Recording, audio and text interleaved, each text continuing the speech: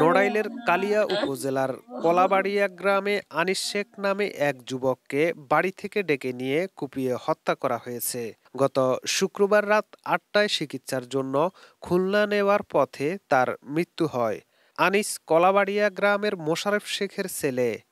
Police ও স্থানীয় সূত্রে জানা যায়, উপজেলার কলাবাড়িয়া গ্রামে দীর্ঘদিন ধরে ইউপি নির্বাচনকে কেন্দ্র করে আবেদ শেখ গ্রুপের সাথে ইউপি সদস্য সোহেল শেখের মধ্যে কোন্দল চলে আসছিল। এর জের ধরে শুক্রবার রাতে সোহেল শেখের ছোট ভাই আনিস চরকান্দিপাড়া ইটভাটা থেকে ফেরার পথে প্রতিপক্ষরা এলোপাতাড়িভাবে তাকে কুপিয়ে গুরুতর জখম করে। পরে তাকে উদ্ধার করে চিকিৎসার জন্য খুলনা নেয়ার পথে তার মৃত্যু হয়। এ ঘটনায় দুজনকে আটক করেছে পুলিশ। ঘটনার পর থেকে আবেদ গ্রুপের লোকজন পলাতক রয়েছে।